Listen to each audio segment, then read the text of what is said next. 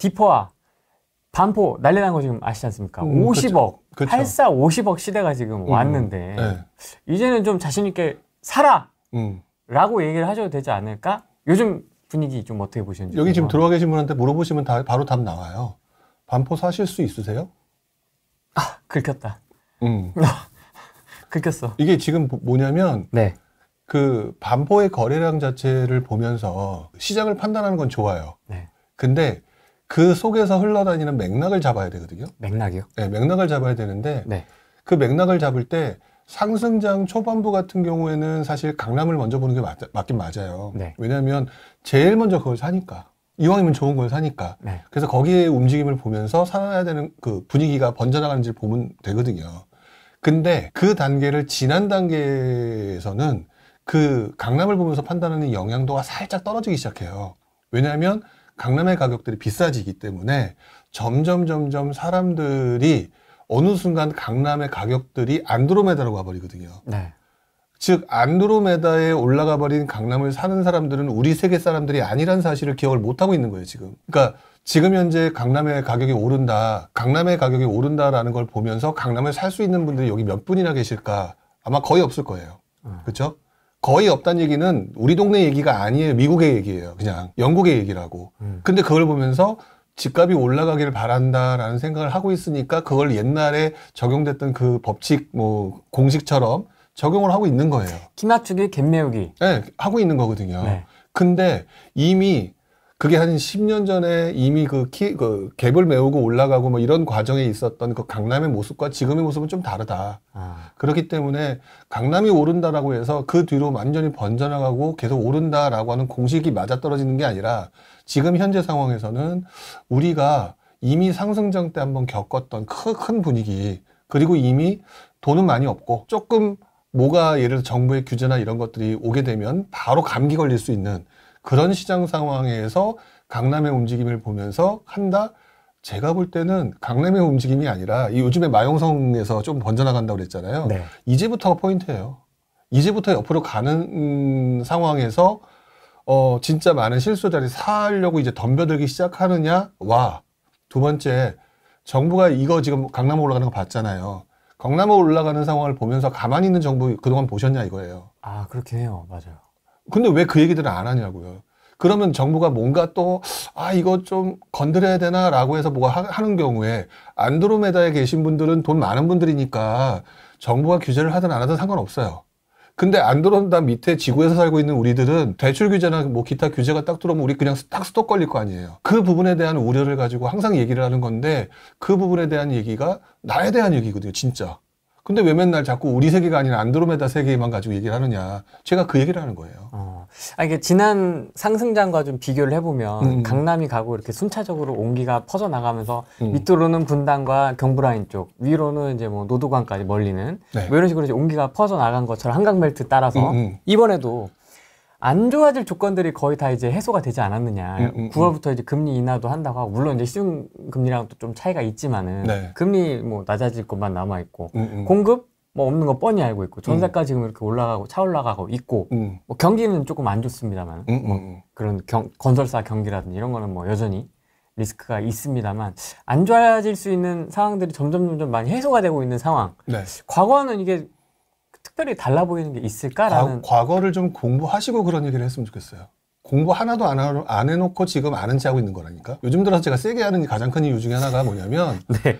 진짜 공부하거나 뼈저리게 당시 상황에 대한 시장 상황에 대한 고민 없었던 분들이 아니면 그 시기에 투자했다고 나 옛날에 뭐 한 10몇 년 투자했어 이런 사람들이 지금 와서 막 얘기를 아는 체를 해요. 네. 근데 그 15년 전에 그분들 정확하게 말하면 초보자였잖아. 냉정하게. 네. 지금 고수라고 말하는데 그 당시 완전 초보자였잖아. 완전 초보자였을 당시에 얘기를 했던 그 내용들을 지금 곱씹으면서 그 당시 이런 상황이었구나 이렇게 얘기하는 게 아니라 당시 상황을 대충 지금 내 기준으로 퉁쳐가지고 이때 이랬을 거야 라고 얘기를 하는 사람들이 제가 볼 땐 태반인 거예요.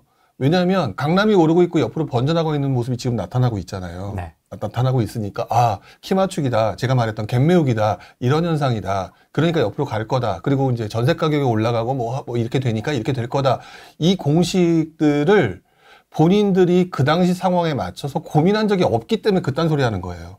왜냐하면 그 내용이 상승장 초반과 상승장 후반부 또는 약간 좀 회복기, 침체기 이 상황 때 나타나는 현상이 완전히 틀려요. 완전히 틀리다고요. 그런데 그 내용을 가지고 같은 내용이냐 막 설명하고 있는 게 제가 이상한 거예요. 어떤 부분이 좀 다른가요? 특히 일단 기본적으로 모든 움직임은 전 사람을 봐야 된다고 그랬잖아요. 사람. 예, 사람을 봐야 되는데 우리들이 그동안 보면서 아 누구가 돈 벌었대라고 얘기하는 2010 뭐 한 4, 5년 이후의 시장. 네. 이 시장은 돈도 여유가 있었고요. 정부도 시장을 풀어줬던 상황이고 우리도 약간 흔히 말하는 부담이라고 그러죠. 주택을 구입하는 데 들어간 부담이나 이런 것들이 굉장히 여유가 있었어요. 기본적으로. 그 다음에 전세 가격은 올라갔고 그래서 주택을 구입할 때 굉장히 편했던 시절이었거든요. 근데 지금은 그 단계를 지나오면서 굉장히 많이 올랐고 부담도 세졌고 그 다음에 우리들이 지금 기대를 하고 있는 느낌과 달리 우리 몸이 다 묶여 있는 상황이에요. 지금 규제가 풀어달라고 얘기하고 있지만 하나도 안 풀렸잖아요, 제대로. 네, 네. 이미 그것만 해도 굉장히 대단하게 다른 시장이거든요. 이렇게 대단하게 다른 시장이다라는 거는 아무것도 없었을 때 상승장이 시작할 때 정부가 했던 행동들을 보시면 기억하시는지 모르겠지만 제일 처음에 강남 묶고, 그쵸? 서울 묶고, 수도권 묶고 이러면서 지방으로 번져나가는 차근차근 하는 행동을 해왔잖아요. 그래서 그 텀에 우리가 투자하러 돌아다닐 수 있는 여유가 공간과 시간이 너무너무 많았어요. 근데 지금은요, 그것들을 거의 다 안 풀어준 상황이에요. 약간만 풀었다는 말이죠. 그래서 한두 개만 묶으면 옛날에 우리 시장이 확 죽을 수밖에 없었던 그런 상황의 분위기와 지금 상황이 똑같아요. 그래서 지금 정부가 우리들을 케어하기가 되게 쉬운 세상이라고요. 그래서 지금 정부가 대출 규제 하나만 딱 하게 되면 지금 다주택자 아무것도 못 사잖아요. 네. 그쵸? 네.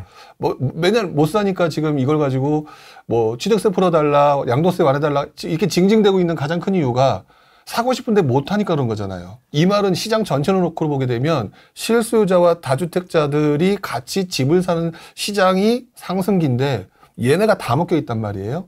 그래서 실수요자들이 조금 움직이고 있단 말이에요.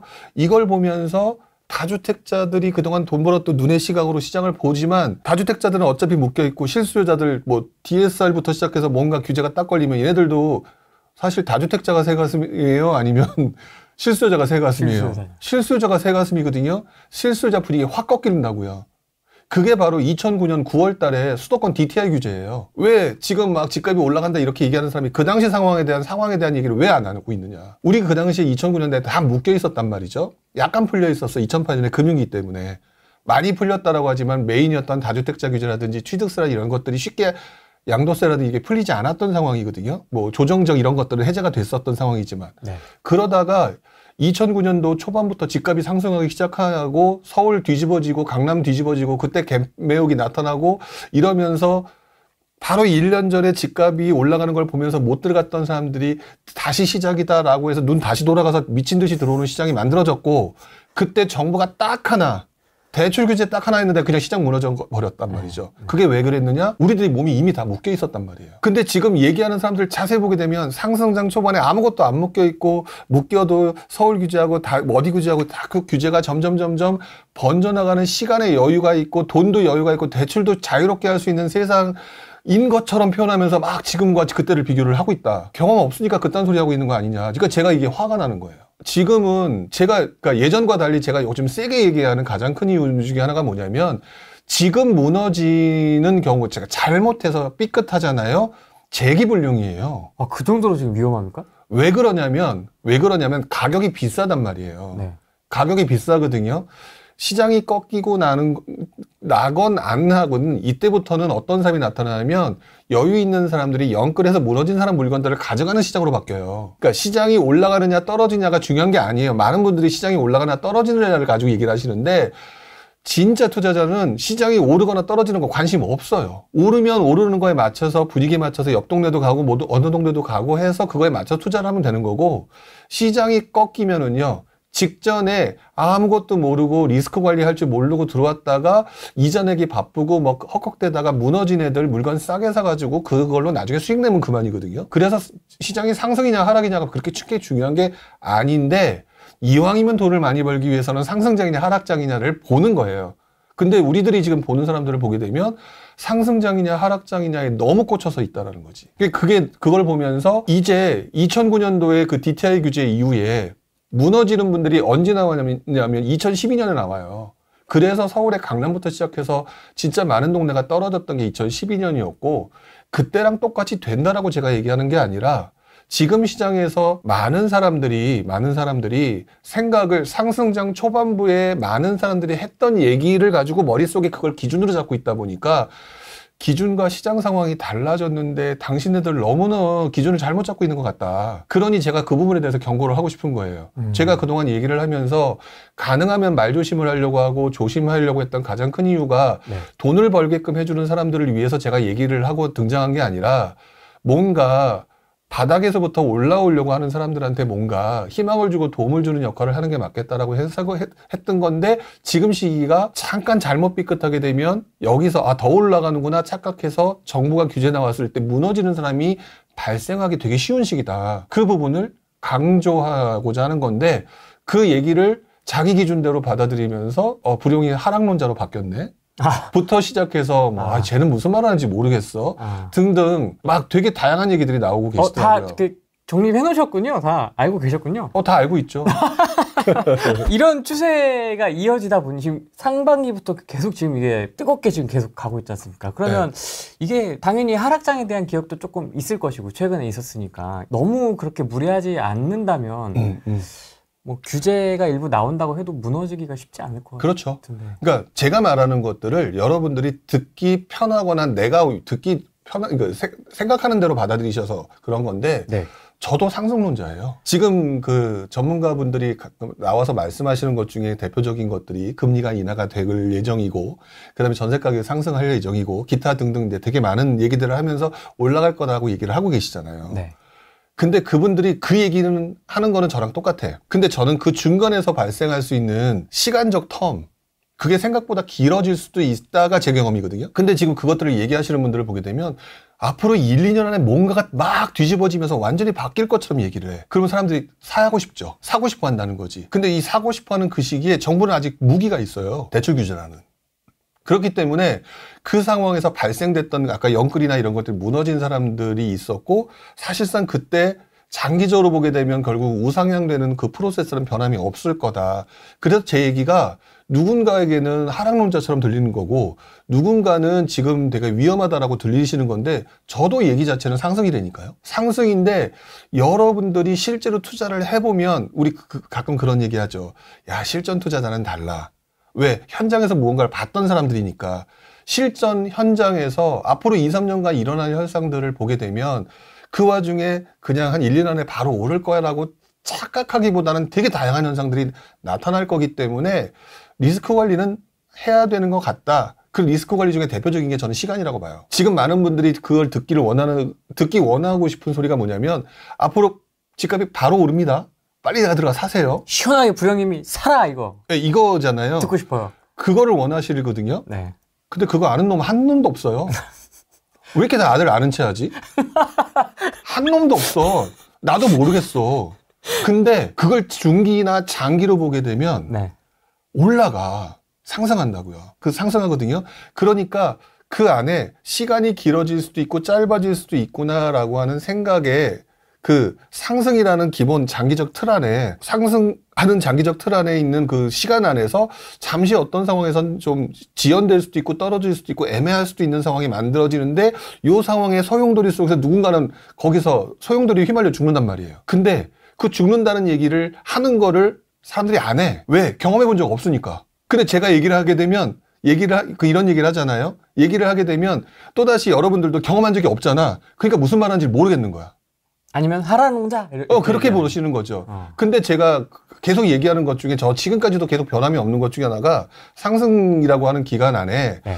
전세가율이 먼저 올라가는 과정이 만들어질 거다. 전세가율이. 이 얘기를 되게 많이 했거든요. 근데 전세가율이 올라가는 기간이 만들어질 거다라는 얘기는 결국 전세 가격이 올라가면서 시장이 오르락 내리락 정부가 뭐 그거에 따른 대책도 만들었다가 뭐 공급 대책 나온다는 것처럼 그 과정에서 우리 심리가 바뀌는 과정이 만들어져야 돼요. 그거를 보면서 이렇게 되니까 이제 앞으로 뭐가 나오겠구나 이렇게 하면서 대응해 나가야 되거든요. 그 구간이 제가 경험해봤던 지난 2009년부터 2014, 5, 6, 7 요때 상황에서 상당히 길었어요.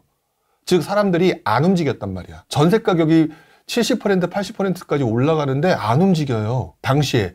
제가 그 당시에 너무너무 신기했어요. 왜냐면 제가 2000년대 초반부터 배웠던 공식은 많은 선배님들 전문가들이 뭐라고 얘기했냐면 전세가율 60%면 집값 뛴다. 근데 60%가 넘어간 게 제 기억으로 2012, 3년? 이었던 것 같거든요. 뭐 정확하진 않아요. 안 올라가 집값이. 그죠. 그 이후로도 한참 걸렸어요. 그게 왜 그랬느냐? 당시 시장 환경이 집 사는 것이 끝났구나라고 하는 분위기가 팽배했는데 그때 하우스퍼가 2012년에 다 죽었거든. 그 상황에서 60%가 넘는다 하더라도 집을 살 수 있는 사람들이 공포감에 질려서 못 샀다는 시장 환경이 만들어졌기 때문에 그런 현상이 만들어졌는데 그때 만들어졌던 70%, 80%를 근거로 해서 투자를 했던 애들이 만든 게 갭 투자에 뭐 500 넣고 1000 넣고 했던 그 공식이 그때 만들어진 거거든. 어떻게 보면은. 네. 그러면서 7, 80%대 들어가라. 그러니까 제가 볼 땐 너무 웃긴 거죠. 지금도 7, 80% 되는 동네가 들어가라고 하면서 지금 자꾸 경기도 외곽이나 지방 가라고 얘기를 하시는 분들이 간혹 가다 보시면 계시던데 심지어는 이 바닥에 유튜브에서 서식 안 하고 인스타에서 서식하는 분들 특히 심하더라고요. 미치는 거지. 경험 아예 없는데. 와, 근데 거기 들어가서 다들 빠져가지고 정신을 못 차리고 있으니까 아니 저도 올라간다고 얘기하고 있는 중이라니까요. 근데 저를 올라간다고 얘기하는 사람이라고 받아들이지 않고 있는 거예요, 시장이. 그리고 그것들을 시장을 좀 길게 볼 필요가 있다라고 얘기하고, 그러니까 제 얘기를 들으면 어떤 분들은 마음이 편안해집니다. 마음이 편해지는 건 좋은데요. 편안해지라고 얘기하는 게 아니라 시간적 여유라는 게 있다는 거를 이해하고 여러분 계속해서 관찰하라고 얘기를 하는 거거든요. 여러분도 그렇게 하셔야 되는데 이제 요즘에는 이제 그거 지켜보다가 불용이라는 이름이 그래도 사람들한테 알려지게 되고 사람들이 갖고 있는 생각 자체가 그래도 조금 나쁘지는 않은 것 같아요. 그러면 내가 할 수 있는 게 뭘까? 그러면 이 바닥에서 조금 더 나도 틀릴 수 있긴 하지만 이 부분에 대해서 혹시라도 문제가 생기지 않는 방편으로 싫은 소리와 듣기 싫은 소리는 해야 되지 않느냐 이런 얘기를 최근 들어서 많이 하는 거죠. 아니 부장님 지금 저는 돈을 벌어야 되는데 지금 디퍼가 50억을 찍고 지금 어디 뭐 반포가 지금 날아가고 있어서 지금 노원까지도 지금 물이 들어온다 어쩐다 지금 오늘 기사가 그러고 있는데 지금 뭐라도 하나 잡아내는 거 아닙니까? 갭을 끼고 반포에서 나오는 그 파도의 흐름을 타야 되는 거 아니냐. 아직까지 여러분들이 그 시장의 구조를 명확하게 이해를 못 하셨던 것 같다. 물론 이렇게 말하는 저도 틀리는 경우가 꽤 있기 때문에 함부로 이렇게 아는 체 하는 거는 아니라고 생각을 해요. 다만 여러분들이 한 가지 기억해 주셔야 될 부분이 제가 시장을 그동안 보면서 느꼈던 가장 큰 감정 중에 하나가 정부예요. 정부의 역할이 진짜 중요하거든요. 근데 여러분들은 정부의 역할을 가지고 뭐라고 얘기하냐면 취득세 풀어, 다주택자 풀어 요구하는 대상으로 여기고만 있지 얘네들이 시장을 어떻게 만들어 간다라는 것들을 잘 모르는 것 같아요. 그러다 보니까 이네들이 움직여지고 앞으로 만드는 시장에 대해서 대응하고 이거를 이용해서 투자해서 돈을 벌겠다는 생각이 하나도 없어. 그게 잘못됐다는 거거든요. 지금도 보면 반포가 움직여, 뭐가 움직여. 지금이잖아요. 나오잖아요. 그러면 퓨처에도 그대로 된다는 보장이 있어요, 없어요? 없거든요. 근데 있는 것처럼 생각하고 접근한다는 거죠. 정부가 여기서 규제 때리면 끝이니까. 그런데 지금 정부는 기본적인 패턴이라는 게 존재하고 있는 게 뭐냐면 시장이 불균형하게 시장이 뭔가 이렇게 엉켜버리면 그것들을 풀어야 되는 역할을 갖고 있어요. 기본적으로. 그래서 여러분들은 돈을 벌어야 되니까 지금 상황으로 돈 벌을 게가 어디냐라고를 나우를 기준으로 보는데 시장에서 진짜 돈을 벌려면은요. 나우가 아니라 퓨처를 봐야 되는 거고 퓨처를 보기 위해서는 기본적으로 정부의 행태를 봐야 돼요. 그리고 정부가 지금 현재 무엇을 해결해야 되는 시장 상황인지를 봐야 된다고요. 자세히 보시게 되면 지금 서울 집값이 오르는데 정부가 좋아할까요? 그 기사는 하나 나왔습니다. 지금 예의주시하고 있다고. 그러니까 예의주시하고 있다라는 얘기는 바꿔 말하면 서울 올라가는 게 싫다는 얘기거든요. 싫다는 얘기인데 그거는 이제 차치하고 잠깐 옆으로 밀어놓고 근데 우리는 그것만 보고 쫓아가야 되는 거 아니야? 라고 하고 있단 말이죠. 근데 냉정하게 정부는 이것 말고도 해결할 게 너무 많아요. 첫 번째 지금 올 상반기부터 지금까지 공급 대책은 그렇게 엉망으로 내놓으면서 계속해서 나왔던 대책을 보면은 다 보면 건설사 살리기예요. PF. 그쵸? 그 얘기가 무슨 얘기예요? 건설사 살리는 게 최우선 대책이라는 얘기거든요. 미분양. 그쵸? 그리고 건설사 살리기를 하고 난 다음에 지금 계속해서 도드라지고 있는 게 공급 문제잖아요. 그쵸? 공급 문제를 해결하려고 그러는데 며칠 전에 저도 이제 어저께 제 유튜브에서도 설명을 한번 드렸었는데 건설사들이 그 3기 신도시 땅이 만들어져가지고 이제 입찰을 해가지고 땅 가져가서 집을 지어야 될 거 아니에요. 근데 입찰을 안 해요. 지금 유찰돼요. 즉 정부가 지금 3기 신도시 우리 이렇게 공급 부족하지 않습니다라고 얼마 전에 장관 나와서 얘기했잖아요. 물량은 부족하지 않아. 근데 집을 지을 건설사들이 집을 지을 생각이 없어.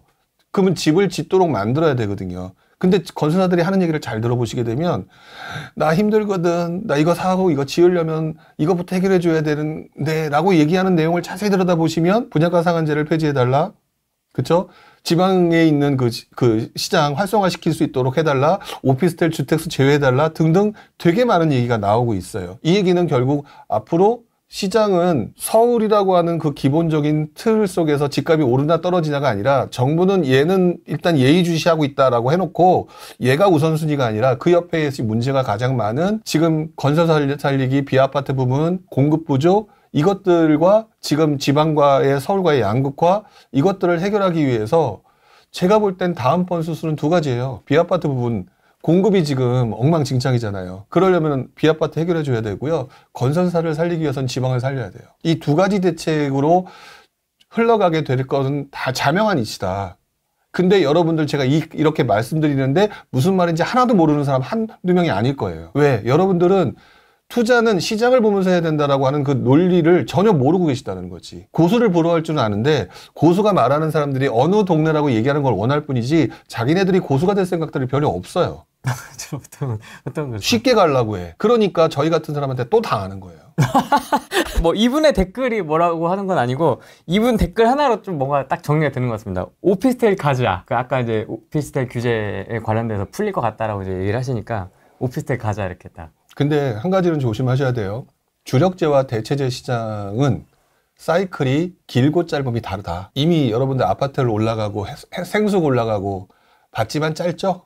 너무 짧던데요? 네, 짧기 때문에 여기는 고수의 영역입니다. 그러니까 모르면 제발 좀 아는 체 하지 말고 가지도 마시고 괜히 오피스텔 가지고 나 투자해서 이렇게 돈 벌었다라고 뻥치면서 유튜브에서 떠들지도 않았으면 좋겠어요.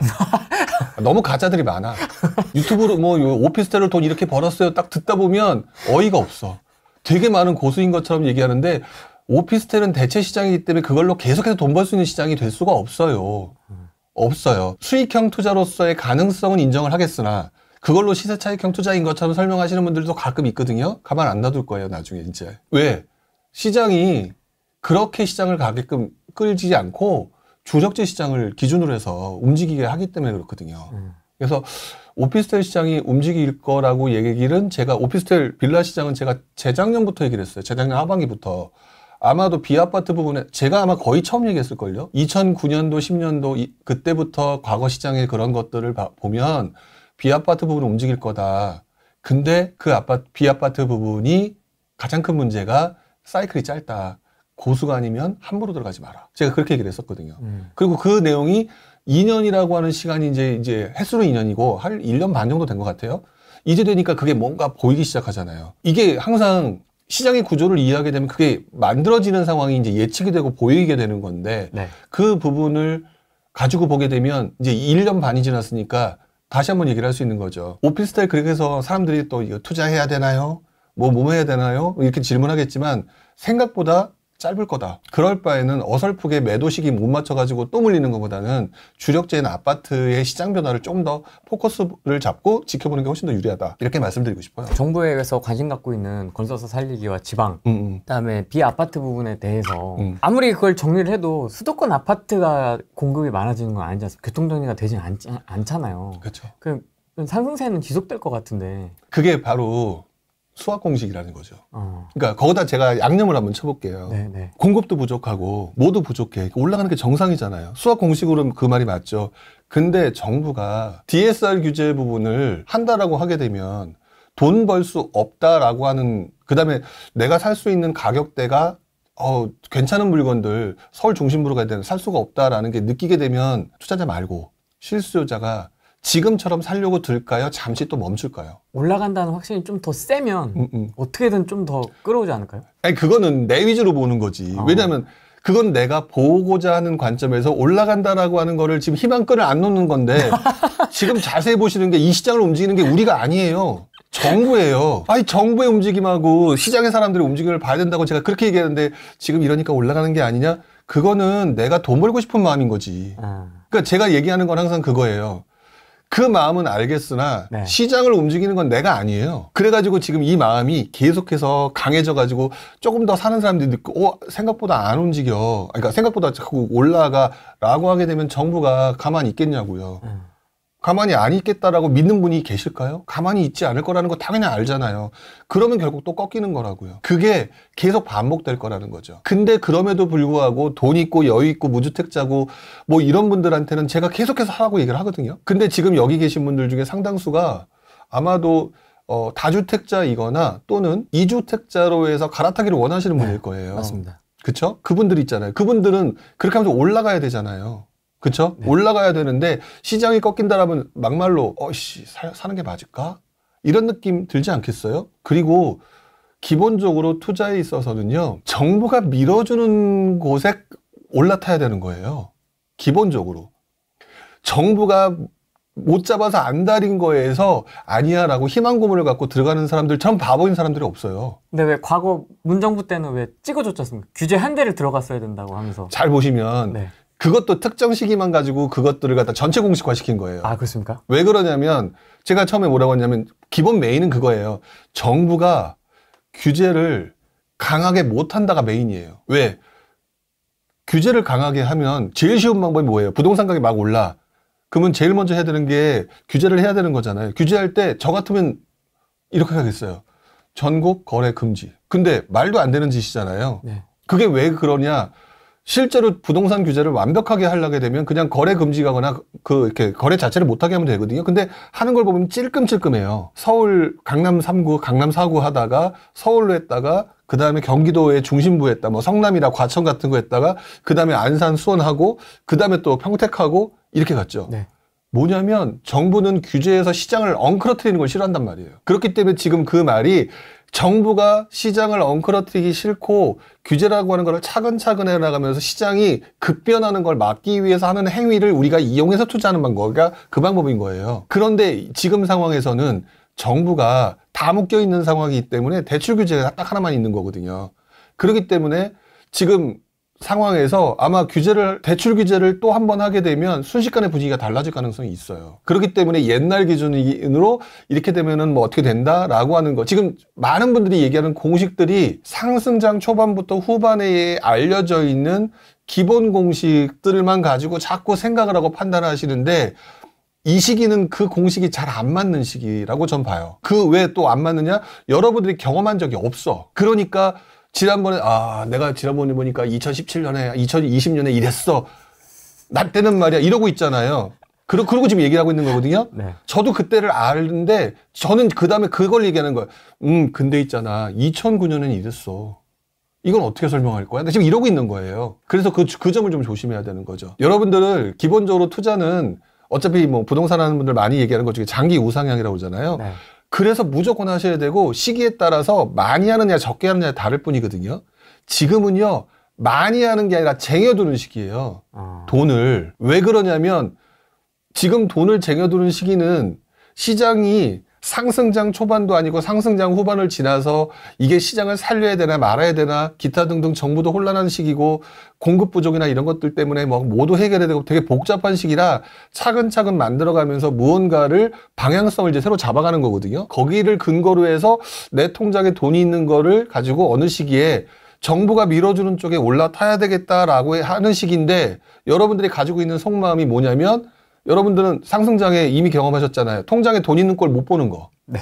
그 못 보는 그 고질병이 지금 또 나오고 있는 거예요. 근데 20년, 30년 가까이 했던 사람이 지금 뭐라고 얘기를 하고 있는 거냐? 나도 해봤거든. 그때 돈 제대로 못 벌더라. 지금 제가 그 얘기를 하고 있는 거예요. 차라리 쟁여두고 있다가 시장을 바꾸고 시장의 방향성을 새로 만들어줄 때 거기에 올라탈 때가 크게 버는 거고 상승장 초반에 그렇게 해서 올라탔던 사람들이 크게 돈을 벌었기 때문에 여러분들이 속상하고 질투해서 들어왔잖아요. 그때부터 시장 꼬여요. 지금도 꼬이고 있는 시장이라니까요. 그러면 그 정부가 밀어주는 방향 자체를 캐치를 잘 못하거나 현금이 없으면 진짜 손가락 빨고 있겠네요. 그렇죠. 엉뚱한 데 가서 투자하거나. 그러니까 2009년도에 그 얘기를 제가 지금 하는 얘기가 많은 분들은 2009년도가 또 될 거 또 이렇게 될 거야 라고 생각할 수도 있거든요. 네. 저는 그때랑 똑같이 된다는 생각은 안 해요. 단지 좀 비슷하게 가고 있어서 그거를 참고하는 건데 문제는 여러 번 얘기를 해왔지만 여러분들이 잘 와닿지 않는 것 중에 하나가 뭐냐면 지금 서울이 올라간다라고 얘기하고 있는 이 상황에서 서울하고 경기도 또는 지방의 격차가 엄청나게 벌어졌죠. 그쵸? 그러다 보니까 얼죽신 뭐 이딴 소리 나오죠. 얼죽신. 네. 그러면서 시장이 바뀌었다라면서 되게 아는 체를 하는 사람들이 너무 많아졌어요. 뉴 노멀. 새로운 패러다임 같은 소리하고 자빠졌네. 저 이러고 있는 거죠, 지금. 왜냐면 어저께 제가 제 라이브 얘도 얘기를 했는데 70년 세대를 X세대라고 불러요. 이제는 신세대지만 X세대가 들었을 때 그때 나왔던 현상이 지금 말씀드렸던 뉴 노멀이고요.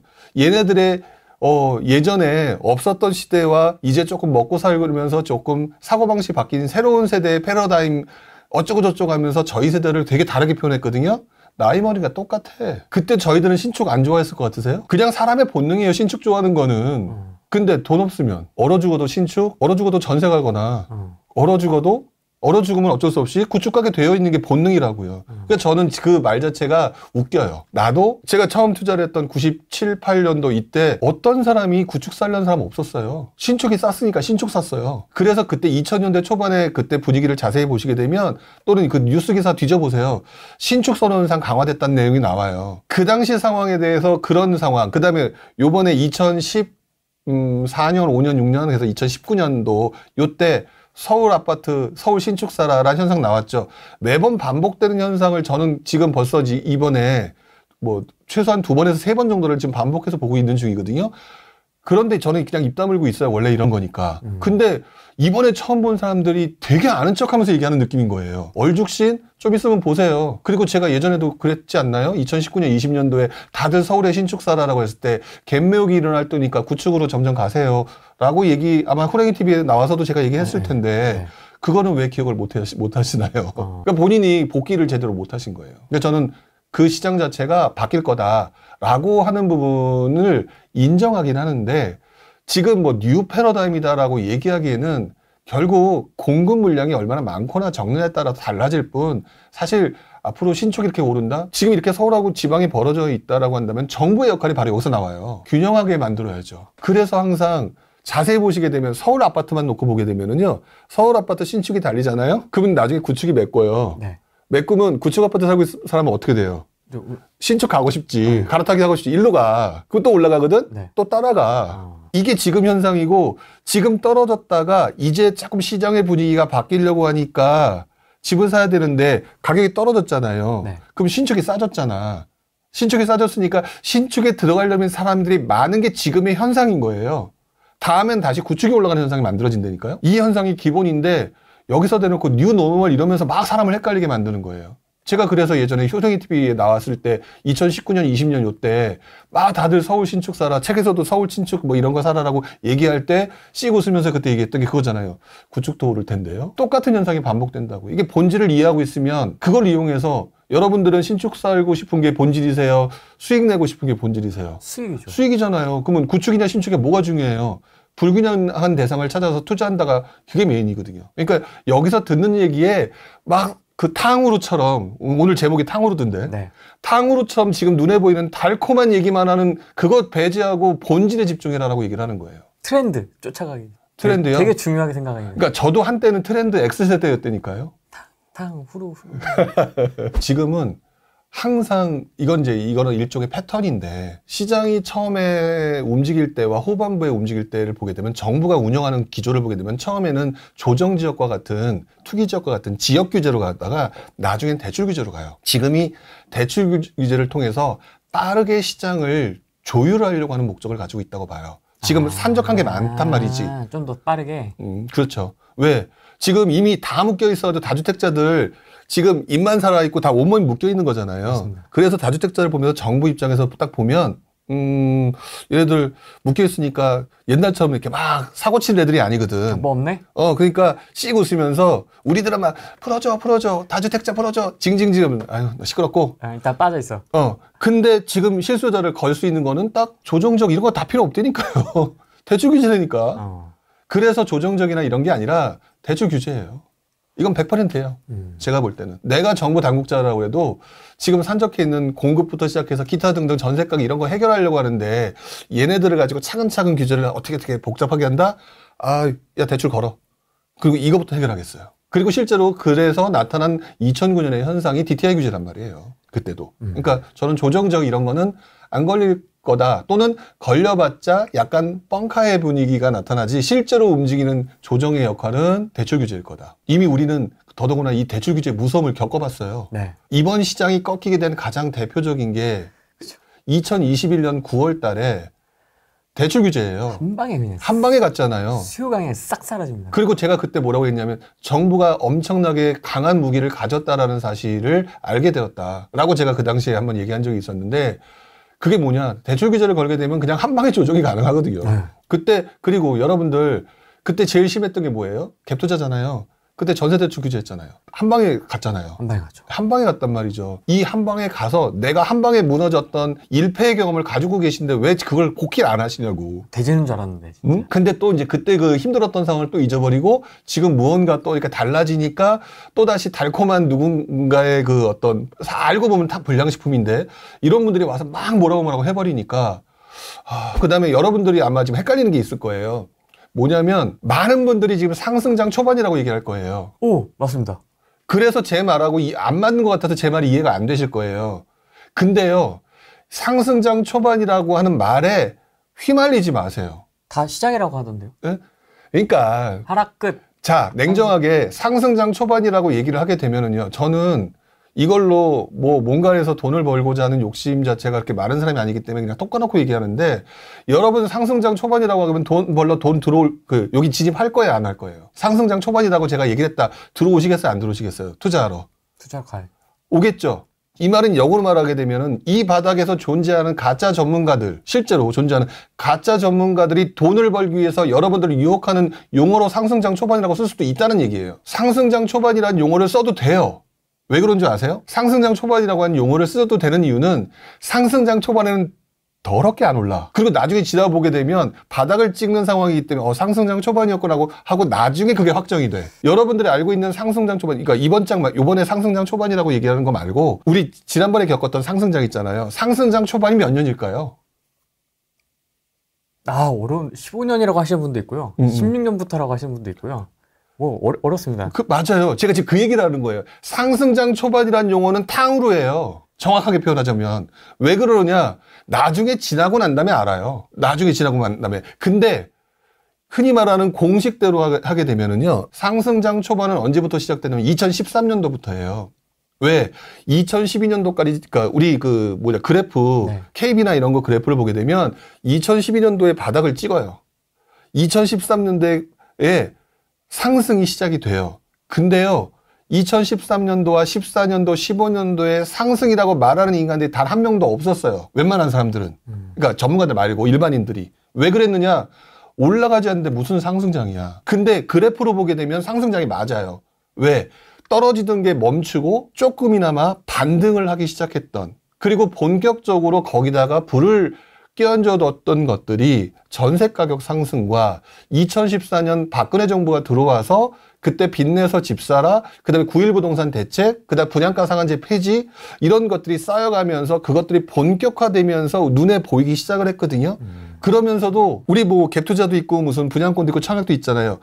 2014년도, 15년도, 16년도, 17년도에는 다른 게 오른 게 아니라 유독 청약 시장만 달아올라요. 맞습니다. 그래서 일반인들은 청약시장에 관심 없는 사람들은 상승장 초반이고 나발이고 아무도 몰랐어. 그러다가 상승장이라는 걸 인지한 건 여러분들이 2019년부터예요. 2018년에서 2019년 이때 생각보다 많이 오르네 이러면서. 그러면 상승장 초반이 도대체 언제일까요? 그래프상에서 말씀드릴 수 있는 상승장 초반일까요? 아니면은 한참 움직임이 시작된 2014년, 15년 이후일까요? 본격적으로 움직인 2019년도일까요? 이거는 결국 여러분들을 유혹하기 위한 용어를 어떻게 쓰냐의 문제예요. 상승장 초반이란 말에 넘어가지 말라고요. 상승장 초반이 중요한 게 아니라 여러분이 돈을 무엇을 통해서 벌 수 있냐가 중요한 거라는 거지. 그래서 지금 저는 상승장 초반이라고 다들 얘기하는데 왜 부정은 자꾸 이런 얘기를 할까라고 얘기하는데 저는 상승장 초반이란 말 하는 것 자체에서 아이고 의미 없다 라고 얘기하는 거예요. 왜? 상승장 초반에는 생각보다 여러분들이 인지할 때까지 천천히 올라서 2014년도부터 2014년도에 그래서 돈 많이 벌어서 은퇴했어요 라는 사람이 몇 명이나 있었을까요? 없었다고요. 이게 저 역시도 그때 진짜 여기다가 안테나 달고 엄청나게 눈여겨보던 때예요. 저도. 근데 그때도 저도 막 실수하고 그랬거든요. 왜? 전세 가격이 오르면 집값이 오른다지. 전세 가격은 60% 넘어섰지. 네. 사람들은 막 움직이고 있지. 근데 안 움직여요. 공급은 부족한데. 아, 이게 뭐지? 왜 안 움직이지? 미분양을 풀어줬어. 그 당시에 또 2012년도에. 미분양을 풀어서 제가 샀어. 나름대로 10년이 넘는 한 15년, 17년 이상 된 노하우를 가지고 들어갔어. 그때 삐끗해요. 그런 상황에서도. 그래서 그때 되게 많이 겸손해졌거든요. 그리고 본격적으로 제가 이거 상승이구나라고 느꼈던 거는 정부가 판을 만들어둔, 그 당시 박근혜 정부가 판을 만들어둔 2014년 9.1 부동산 대책이었단 말이에요. 즉 그래서 여러분들이 상승이라고 말하는 이 상승장 초기는요, 그래프상의 상승장 초기일 거예요. 그리고 생각보다 돈 많이 못 벌 거다라고 지금 얘기하는 거예요, 제가. 그러니까 오버하지 마라. 더 중요한 거는 파도를 누군가가 바람도 만들어주고 파도도 만들어줬을 때 거기에 올라타면 서핑이 재밌는 거죠. 그 상황에 올라타야 되는데 그 상황이 만들어지려면 조금 더 있어 보여요. 왜? 일단 지금 정부가 갑자기 집값이 오르니까 얘도 건드려야 되고, 지금 바닥으로 떨어진 지방도 건드려야 되고, 지금 정부가 산적한 것들을 해결해야 될 게 많기 때문에 우리가 원하는 상승장이라는 게 만들어지기가 쉽지가 않다라는 거예요. 그래서 그럼 불용님 너는 상승장 초반에 대해 동의합니까? 동의해요. 100% 동의해요. 근데 상승장 초반이라고 말하는 용도가 저는 목적이 조금 다르다고 봐요. 여러분들은 상승장 초반이라고 하는 거에 들어오면 돈을 벌겠지라는 생각으로 상승장 초반을 받아들이셨고요. 조금 극단적인 표현이지만 누군가는 그래서 내 강의도 들어봐. 그래서 이거를 하면은 돈을 벌 거야 라고 여러분들을 유혹하기 위해서 만들어낸 용어일 수도 있다는 거예요. 돈을 벌기 위한 용어와 마케팅 용어. 이렇게. 근데 여러분들은 내가 원하는 수준으로 그걸로만 받아들이는 거잖아요. 정신 차리라고 얘기를 하는 거죠, 제가. 상승장 초반이라고 하는 부분을 제가 경험해 봤지만, 그리고 나중에 시간이 지나서 제가 이제 2017년 그때 책 나오고 이때쯤 되면 어느 정도 앞단을 정리를 했단 말이에요. 상승장의 시작은 2013년이었는데 2013년, 14년, 15년, 16년 그 어떤 누구도 상승장 초반이라는 걸 아는 사람들이 많지가 않아요. 그때. 그리고 그때 투자했던 사람들이 돈을 많이 번 게 아니에요.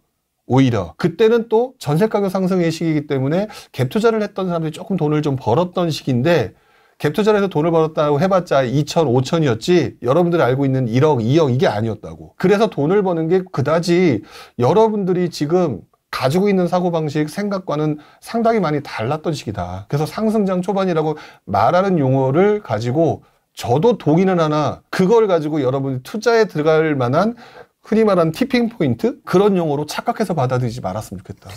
이게 어떤 분이 올려주셨는데 제 마음하고 똑같습니다. 너무 혼란합니다, 지금. 누구는 상승장 초반이다. 이제 가야 된다. 가자. 지금 경기도 가서 물 들어오는데 앞에 가서 서 있어야 된다. 라고 얘기하시는 분도 있고, 지금 불용님처럼 말씀하시는 분도 있고. 그렇죠. 헷갈립니다, 지금. 근데 여기서 제가 조금 늦게 가도 좋다라고 얘기하는 가장 큰 이유가 뭔지 아세요? 뭐냐면 그 다음 장의 움직임이 예측이 되기 때문이에요. 근데 여러분들이 지금 두렵거나 힘든 이유는 뭐냐면 앞으로 뭐가 어떻게 될지 모르는 상황에서 지금 움직이고 있으니까 먼 미래에 그건 모르겠고 내가 그때 얻을 수 있는 기회가 있는지 없는지를 모르니까 모르니까 지금 이 기회가 온 것 같을 때 잡고 싶은 본능 때문일 거예요. 근데 이미 저는 제 책에서 여러 번 얘기를 했거든요. 다음 장은요, 기본적으로 시장이 한번 꺾이고 나서 이 시장이 한번 뒤집어지는 시장, 개편되는 시장이 지금 시장이에요. 그래서 지금 혼란스러운 거거든요. 근데 지금 시장을 자세히 보시게 되면 상당히 많은 지역이 지금 무너져 있잖아요. 이 무너져 있는 지역들을 회복시켜야 되는 상황이 만들어지거든요. 네. 회복시키는 시장을 만들어질 때 제 책에서 제가 뭐라고 말씀드렸냐면, 이때 나타나는 대표적인 현상이 전세가격 상승과 이 전세가격 상승이 표면화되면서 나타나는 매매 수요로의 전환이에요. 전세 수요를. 지금 여러분 다 알고 계시거든요. 근데 내가 경험해 본 적이 없으니까 불안한 거예요. 그래서 제가 또는 다른 분들이 얘기하는데도 이것들을 직접 경험해 본 적이 없으니까 될까? 모르겠으니까 지금 상황에서 뭔가 투자해서 돈을 벌고 싶은 거거든요. 좀 빨리. 그런데 저는 보면서 와, 이건 완전 노골적인데? 라고 생각이 들어요. 왜? 아까 잠깐 이제 얘기 속에 표현이 됐지만 공급이 부족하다는 얘기는 그리고 지금 공급이 부족한데 이 공급 부족한 기본적인 상황에서 보게 되면 지금 건설사들이 지금 무너져 가고 있거나 또는 분양을 못 하고 있잖아요. 네.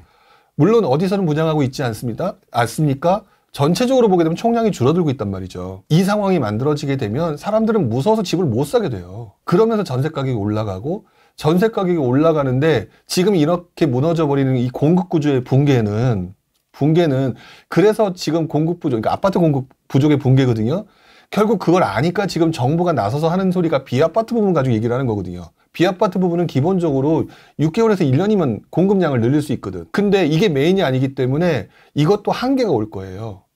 근데 지금 공급 부족이 비아파트 부분으로 몇 년간을 해결하려고 들겠죠. 근데 이게 해결이 안 되는 상황이 되면 정부가 그 다음에 했던 행동들은 두 가지예요.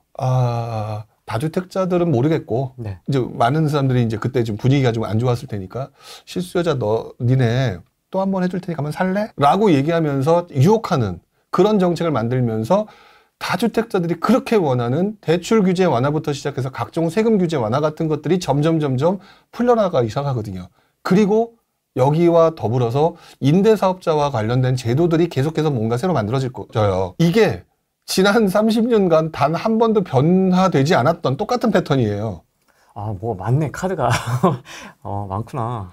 그런데 저도 10년 전에는 이것들을 보면서 이번에도 또 그럴까? 라는 생각을 했었겠죠. 저도 약간 불안한 부분이 있었는데 네.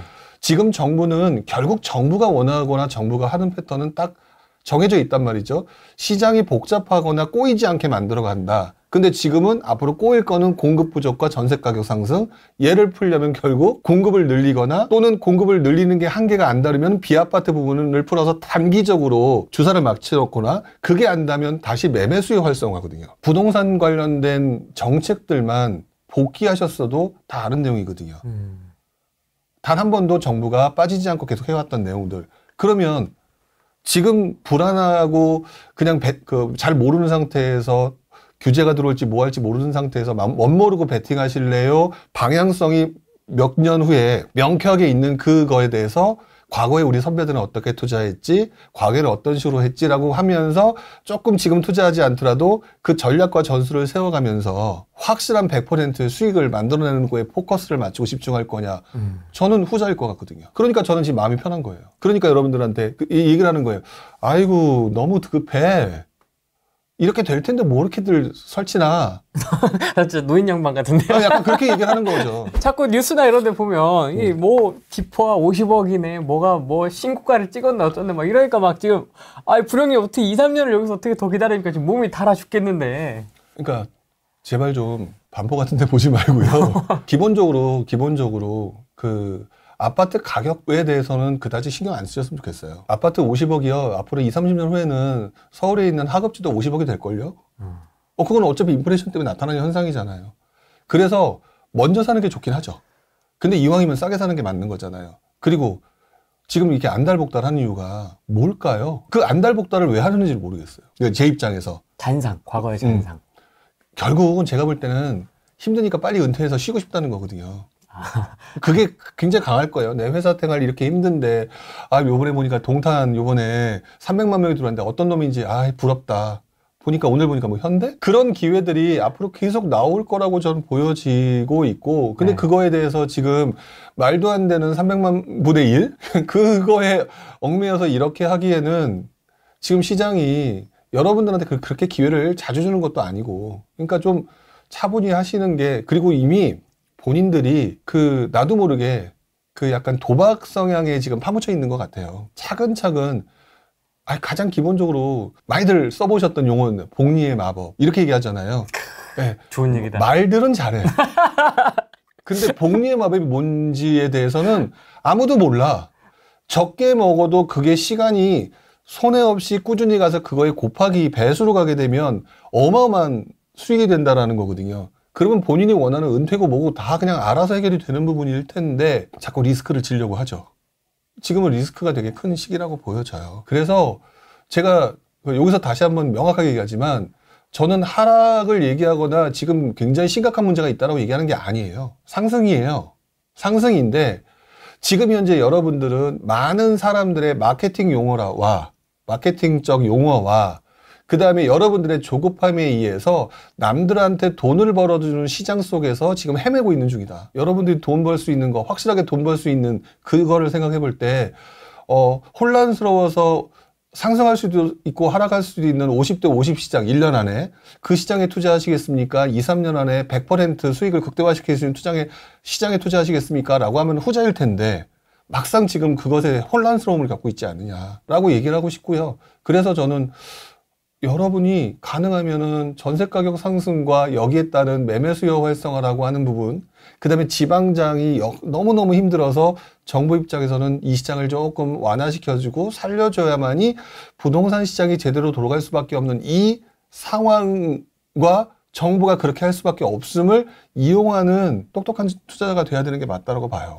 그러면 2, 3년 후에 구체적인 어떤 정책이 나올지는 모르겠지만 지방 쪽에 좀 더 확률이 높을 수도 있겠네요.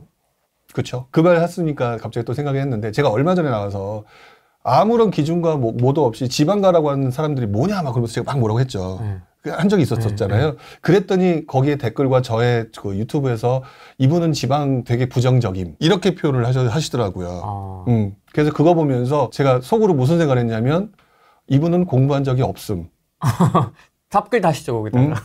제가 말하는 거는 그거였었는데 그러니까 이분은 투자에 대한 전략이 없는 거예요. 그냥 지금 오르냐 떨어지는데 제가 지방을 가지 말라고 얘기했던 가장 큰 이유는 지금 지방장이 되게 많은 사람들한테 외면받고 있는 시장이잖아요. 그렇기 때문에 그 상황에서 단순히 공식에 의해서 갭이 70, 80이니까 들어가서 막연히 기다리면 언젠가 오를 거다라고 하는 천수답적인 투자 전략을 세우지 말라는 얘기거든요. 그게 아니라 지방이 여러 가지 문제로 인해서 시장에 안 좋은 영향을 주는 상황이 요즘 분위기가 이제 만들어지고 있잖아요. 그 건설사 문제부터 시작해서.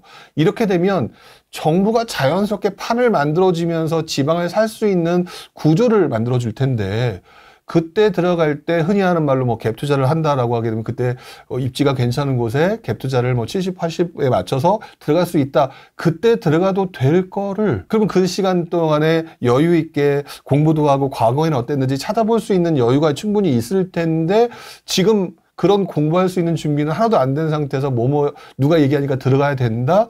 라고 하는 행동들을 하는 이 전략과 전술이 없으니까 그걸 가지고 그분들한테 단편적으로 얘기할 수 있는 건 지금 가지 마라 라고 얘기를 하는 거거든요. 그러니까 제 말을 해석할 수 있는 능력이 없는 거예요. 그러니까 다 자르고 저분은 지방 부정적임 이렇게 달아버리는 거죠. 그래가지고 저 얼마 전에 봤어요. 제 이름을 아예 제목에다 써주셨더라고. 이분 생각이 틀림. 아 유튜버입니까? 아니 그분 말고 또 다른 분을 봤는데 어떤 분이 제 이름을 갖다가 그 제목에다 그 블로그에다 딱 박아놓고 저 양반 생각을 다 잘못하고 있는 것 같다라고 써 있더라고요. 그러면서 쭉 쓴 걸 딱 보는 순간 제가 웃음이 터졌어요. 완전히 잘못 생각하고 있구나 얘. 그런 경우도 있거든요. 그러니까 제 말이 맞고 틀리고를 떠나서 그런 걸 해주셨으면 좋겠다는 거죠. 저 양반이 도대체 왜 저런 얘기를 하고 있는지에 대한 그 비하인드 스토리를 알려고 노력하시는 게 맞다. 그 사람이 떠드는 내용이 그냥 앞에서는 지금 지방 사지 말라고 얘기했으니까 내가 부동산에 관련된 지식 없는 사람 입장에서는 지방 사지 말래. 이렇게 단편적으로 가게 되면서 그게 이제 자꾸 표면화되는 것 같은데 제가 말하는 거 여러분들 이제 그 투자 오래 하셨던 분들 또는 이제 경험하셨던 분들은 아마 아시겠지만 제 말은 곱씹고 곱씹으셔야 돼요. 나중에 이제 조금 느끼실 거예요. 아, 이때 요 말이었구나. 근데 지금 그것들을 갖다가 그냥 내 기준으로 막 자꾸 판단하려고 드시니까. 탕후루처럼 즉각적으로 얘기해 주시면 안 돼. 딱 혀에 닿자마자 싹 녹게. 지방은 앞으로 기회가 올 거다. 그러니까 지금은 먼저 들어가지는 않았으면 좋겠다. 라고 일단 먼저 얘기를 해야 될 것 같아요. 싹 녹습니다. 현에서. 작년에는 강남 상승 후 약조정, 올해는 마용성 상승 후 약조정, 내년은 3급지 상승 후 약조정. 그럴 수도 있죠. 내후년은 외곽지 상승 후 약조정. 이렇게 계단식으로 조금씩 회복해 가지 않을까요? 그러니까 상승장에서도 상승과 하락이 반복되잖아요. 네. 그것처럼 그리고 하락장에서도 상승과 하락이 반복돼요. 우리 하락장에서 말하던 지금도 올라가는 상황일 수도 있는 거니까. 네. 그러니까 어떻게 보면 그 말이 틀리지는 않다고 생각해요. 중요한 거는 그 내용을 근거로 해서 내가 전략적으로 어떤 투자 기술을 활용해서 돈을 벌까라는 고민을 좀 더 하시는 거는 맞을 것 같아요. 뭐 틀린 말은 아니니까 어차피 장기 우상향이라고 하는 내용 속에 네. 그 말씀이 녹아 있는 것 같아요. 부릉님의 말씀은 상승장 초반은 맞으나 생각보다 긴 기간이고 수익이 많지 않으니 시간을 기다리고 지켜보면서 판이 만들어지길 기다려도 늦지 않다. 네, 물 들어올 때 노조라는 표현을 쓰는데 정부가 액션도 보이질 않는데 물 들어온다라고 소리 지르는 양치기 소년들한테 속지 말라는 얘기죠. 저는 제가 투자를 하면서 느낀 거는 딱 하나예요. 모든 판은 정부가 만들어준다. 모든 판은. 모든 판은 정부가 만들어주고 그거에 대한 움직임은 전문가들이 만든다. 그 판이 만들어지고 난 다음에 전문가들이 고 했을 때 움직이는 판이 그렇게 엄청난 그 흔히 말하는 추세가 만들어지더라고요. 네. 근데 전문가들이 고라고 얘기하는 것들이 정부가 판을 만들었을 때만 고하는 게 아니라 아무 판도 없는데 고하는 경우도 많더라는 거죠. 그러면 이게 뭐 유튜브도 그렇고 요새는 이제 블로그 하시는 분들도 많고 얼굴 없는 인플루언서들 많지 않습니까? 그렇죠. 그다음에 뭐 요새는 인스타? 저희는 잘 안 하지 않습니까? 인스타인데 인스타로 또 이렇게 굉장히 잘 또 브랜딩 하시는 분들도 있고 그러니까 영향력 있는 분들이 굉장히 많아졌는데 목소리가 다 제각각이거든요. 지금 시장 상황에 대해서도 부룡님이 좀 많이 색다른 것 같고요. 좀 많이 좀 다르고 그다음에 한 8명 정도는 같은 얘기하고 있는 것 같고요. 한 7, 8명은. 그다음에 또 이제 또 다른 부류가 있고 약간 이런 식으로 좀 나눠져 있는데 어떻게 좀 콘텐츠를 소비하면 좋을까요? 되게 신기했던 게 저는 이제 어쨌든 유튜브나 뭐 그다음에 이제 요즘에는 블로그도 잘 안 하는 상황이었는데 어쨌든 이쪽을 하고 있잖아요. 이쪽을 하는 사람들이 이제 옛날 사람이 돼버렸더라고요. 그러면서 인스타 쪽으로 집중되는데 제가 인스타를 보면서 느끼는 감정은요. 가짜들이 너무 많다라고 느껴요. 가짜들이 너무 많다. 그리고 뭘 보고 가짜인지 진짜인지 내용을 보면 말이 안 되는 소리가 많다라는 거죠. 그러니까 뭐냐면 그분들이 말하는 논리가 인스타의 특성을 보게 되면 굉장히 빠르고 신속하게 넘어가잖아요. 그러다 보니까 굉장히 눈에 확 들어오는 것들을 만들다 보니까 공식화되어 있는 경우가 많아요. 근데 그 공식화되어 있는 내용들로 투자를 해서 돈을 버는 거라면 모든 사람이 부자가 됐어야 되는데 지금 그게 아닌 거거든요. 그리고 제가 보면서 느끼는 게 이분들이 전문가가 아니라 저는 이분들이 자기개발자로 보여요. 뭐냐면 젊은 분들한테 요즘에 유행하는 그런 것들을 보게 되면 자기개발을 통해서 사람들한테 브랜딩을 하고 그걸 통해서 수익을 창출하는 그런 거에 대해서 포커싱 되어 있는 강의나 이런 게 되게 많더라고요. 그러면서 거기서 만들어진 분들이 그 실제로 부동산이나 이런 거에 대한 어떤 깊은 지식을 떠나서 짧은 지식을 가지고 흔히 말하는 뭐 PPT든 아니면 뭐 망고보드에 나와 있는 그런 내용을 가지고 보여드리고 그걸 가지고 이제 막 사람들한테 나 이렇게 해서 돈 벌었어 라고 하면서 설명하는 게 너무 많다 보니까 많아 보이니까 이게 되게 휘발성이고 한편으로는 젊은 분들한테는 이게 맞아서 그럴지 모르겠지만 결국 젊은 분들이 한번 크게 다치겠구나 라는 생각이 좀 들어요. 이것마저도 그분들이 볼 때는 꼰대 같은 발상이다 라고 생각하실지 모르겠지만 저는 그분들이 올리는 내용 중에 상당수가 너무 깊은 내용이 없고 그리고 깊은 내용이 없는데도 불구하고 사람들한테 알리기 위해서 너무 노력을 하는 즉 자기 개발을 통한 수익 창출이 더 큰 목적인 것 같아 보여요. 그러다 보니까 조금 걱정이 되긴 하는구나.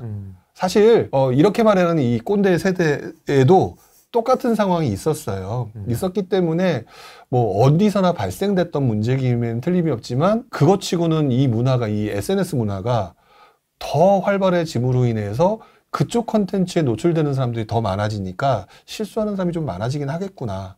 이런 생각이 좀 들기는 해요. 그럼 옛날에는 어떤 식으로 그런 인플루언서들이 영향력을 행사했습니까? 옛날에? 옛날에요? 네, 일단 기본적으로 90년대 후반에는 여러분들 뭐 이 얘기하면 또 옛날 사람이 될 텐데 테닌텐 카페. 테닌텐 카페를 통해서 그때도 테닌텐 카페를 통해서 보면 그때 전문가 칼럼니스트가 있고 그러면 전문가 칼럼니스트들이 있잖아요. 그럼 전문가 칼럼니스트들 말고 그 밑에 흔히 말하는 잔챙이들이 열심히 글을 올려요. 그때는 이제 카페나 그런 데서 열심히 글을 올려가지고 자기들을 어필하고 노출을 하죠. 똑같아요, SNS랑. 피드 올리듯이. 네. 피드가 훨씬 더 편한데 옛날에는 그걸 다 써야 되는 거였잖아요. 그렇게 해서 올려서 그 중에 개 중에 몇 사람이 사람들한테 노출이 되죠. 그러면 이제 그게 또 이제 전문가 칼럼이나 이런 데로 올라가면서 나름대로 또 카르텔 같은 게 형성이 되고 그러다가 너무 열심히 소개를 했는데 그 당시 저도 기억이 나는 게 2000년대 초반에 어마어마하게 유명했던 분들이 꽤 있었어요. 근데 그 이후에 이분들이 이상한 소리를 하네? 이건 아니지 않나? 이런 것들을 보면서 제가 그때 많이 느꼈죠. 전문가들이 다 전문가가 아니구나. 그리고 결국 그런 분들도 사라지기도 하고 또는 뭐 여러분들이 잘 알고 계신 지금까지 살아계신 뭐 그런 분들도 유지되는 분들도 계신 거고 이러면서 검증되는 과정이 있었는데 그 검증되면서 조금 알려지고 그 다음에 또 이제 틀린 부분이나 이런 것들 때문에 뭐 없어지고 이런 것들이 만들어지면서 조금 근데 알다시피 그때부터 지금까지 있는 분들이 몇 분이나 있나요? 없잖아요. 네. 그렇다면 비슷하지 않을까요? 지금 떠들어대는 수많은 사람들 중에 상당수가 여러분들이 생각하는 것처럼이 아닐 수도 있다. 심지어 저도 그런 사람의 하나일 수도 있다라고 제가 항상 강조하잖아요. 그러니까 여러분들이 너무 불특정 다수한테 그러시면 안 되고 이 중에서 혹시라도 뭐랄까 젊은 분들이 지금 특히나 들어와 계시다면 네. 인스타 피드를 통해서 얻는 그 지식들은요 조금 더 탕후루에 가까운 것 같다는 생각이 들어요. 솔직히 너무 달아. 근데 이가 썩을 것 같아. 맛있잖아요. 근데 이는 썩잖아. 먹을 땐 맛있잖아요. 그렇죠. 지금같이 실소유자 중심으로도 상승 중인 상황에서 다주택자 규제 완화까지 가능할까요? 지금으로서는 상상이 안 갑니다. 당연히 상상이 안 가죠. 경험해 본 적 없으니까 상상이 안 가는 건데 그 전 단계에서 아무도 얘기를 안 하니까 그런 거라고 했잖아요. 그래서 제가 그 부분을 얘기하는 게 뭐냐면 네. 지금 실수요자들만으로 상승하고 있는 장이다라고 얘기를 하고 있죠. 실수요자로 상승하고 있는 동네가 어딘지를 생각해 보자고요. 좋은데요. 그렇죠. 네. 실수요자들이 움직이니까 이렇게 움직이고 있는 거잖아요. 핵심지만. 근데 지금 시장을 전체로 놓고 보면 핵심지만 움직이고 있는 이 시장이 제대로 된 시장이냐 이거예요. 양극화잖아요. 네. 양극화. 완전 양극화. 양극화잖아요. 그러니까 결국 이 상황이 만들어지었기 때문에 정부가 이 양극화를 해결하기 위해서 서울과 수도권 부분에 대한 어떤 그 추가적인 진입 부분을 제한하고 나머지를 살리기 위해서 노력하는 현상들이 만들어진다라는 것들까지는 이해하셔야 된다는 거예요. 그걸 이해를 해본 적이 없으니까 지금 그게 상상이 안 갑니다라고 얘기하는 거고 저는 그거를 매번 볼 때마다 정부가 그렇게 행동을 하니까 예를 들어서 상승하고 있다가 지금 지방이 이렇게 됐잖아요. 네. 그러니까 올라가고 있고 떨어지고 있잖아요. 그러면 정부는 이게 이렇게 돼야지 정상이란 말이에요. 그 얘는 누르고 얘는 올려줘야 되는 거예요. 근데 순서를 잘 생각해 보시면 이것도 경험이거든요. 얘부터 때리면 얘 떨어지면서 얘 떨어질까요? 안 떨어질까요? 지금 떨어지거든요. 네. 그렇죠. 그래서 지금 규제를 엄청나게 때릴 수가 없어요. 근데 똑같이 이렇게 돼 있는 상황에서 이걸 맞춰주려면 순서는요. 얘를 살리고 뒤늦게 얘를 때려버리면 돼요. 이렇게 되죠. 그러면 안정이죠. 근데 얘부터 때려버리면 떨어지면 얘는 더 떨어져요. 더 죽어요. 아니 서울도 죽었는데 지방 갈 수 있겠냐고요. 그렇기 때문에 지금 딱 보면은 지금은 서울을 규제할 것이다. 그러면서 저 다음번 수순이 사람들이 이제 그런 얘기가 나올 거라고 생각해요. 서울을 함부로 세게 막지 않을 거예요. 제가 볼 때는. 그러면 또 사람들이 이렇게 얘기하겠죠. 아우 정부는 떨어뜨릴 생각이 없네. 올려주겠네. 그리고 막 들어가겠죠. 그게 아니라 정부는 시장의 안정이 목적이기 때문에 얘부터 올려주는 단계를 먼저 하고 난 다음에 얘를 때릴 거다. 그러면서 안정화시키는 쪽으로 갈 가능성이 그동안의 사례로 보면 제일 높아 보인다. 이렇게 판단을 한다는 거죠. 경기도까지 현재 상승 흐름이 퍼진다고 보시는지 부룡님의 생각이 궁금합니다. 뭐 아까 서울 외곽까지도 기사가 나왔던 걸 말씀드렸는데. 그러니까 제가 계속 얘기하는 거지만 그게 뭐가 중요할까요? 상승 흐름이 퍼진다 안 퍼진다가 중요한 게 지금 벌써 질문 자체가 네. 저는 이거라고 생각해요. 네가 말한 건 이제 알았고 그래서 어떻게 경기도로 올라가 떨어져. 제가 드리고 싶은 질문을 대신 해주셔서 감사합니다. 그러니까 뭐 이분한테 뭐라고 하는 얘기는 아니니까 오해하지 마세요. 그게 네. 아니라 그거거든요. 근데 저는 지금 흐름은 정상적인 흐름이 아니다라고 얘기를 하는 거예요. 그리고 제가 계속 얘기하는 게 경기도로 넘어갈지 안 들어갈지가 아니라 제가 아까도 얘기했던 거 제가 포커스가 여러분들이 가지고 있는 포커스가 제 포커스가 틀린 거거든요. 저는 계속해서 뭐를 얘기하고 있냐면 전세 가격 상승과 거기에 따른 매매 수요 활성화라는 판이 만들어져야 된다는 얘기를 지금 몇 번째 강조하고 있어요. 근데 여러분들이 지금 그게 안 들려요. 왜? 아이 그건 모르겠고 지금 당장은 아니니까 지금 서울이 올랐는데 경기도 먼저 안 먼저 그게 그 전 단계에서 정부 규제가 나와서 이거 한번 살짝 건드릴 거로 보여진다. 이 얘기를 하고 있는 거고 그러니까 이 질문에 대한 답이 안 나오는 거죠. 경기도의 상승? 그거 왜 신경 써? 지금보다 더 좋은 판이 만들어질 그때 돈 벌어야 되는 그 시기는 좀 더 있을 것 같은데 이 얘기를 하는 거예요. 먼저 가서 있으려고 깃발 꽂으려고. 경기도 그렇죠. 저기 물 오는 것 같으면 이제 가서 깃발 꽂으려고. 이런 경우에는 저 이렇게 말씀을 드리고 싶어요. 경기도에 깃발을 꽂는다라고 얘기를 한다면 첫 번째는 경기도 어딘지가 되게 중요하겠죠. 그리고 경기도 깃발을 꽂으면서 조금 길게 걸릴 수 있다라는 걸 인정하자. 그러니까 지금 많은 전문가들이 되게 지금이 상승장 초반이라면서 여러분들 조급하게 만들고 있는데 저는 오히려 여러분들이 조급한 기간이 아니라 2, 3년이라는 기간을 두고 준비를 해야 되는 게 맞다. 그러니까 투자를 했어서도 2, 3년을 기다려야 된다는 생각을 가지고 접근해야 된다는 입장이거든요. 경기도에 들어가시더라도 들어가시더라도 2, 3년을 더 견디고 있다가 뭐 전세 가격이 올라가서 더 많은 돈을 회수할 수 있다든지 또는 집값이 올라가서 더 많은 돈을 회수할 수 있다든지 이런 식으로 목적을 잡고 계신다면 지금 오르고 떨어지고는 그렇게 큰 문제는 없어 보여요. 오히려. 왜냐하면 더 큰 흐름은 앞으로 전세 가격 상승이거든요. 여러분이 그 전세 가격 상승장의 모습을 제대로 본 적이 없어요.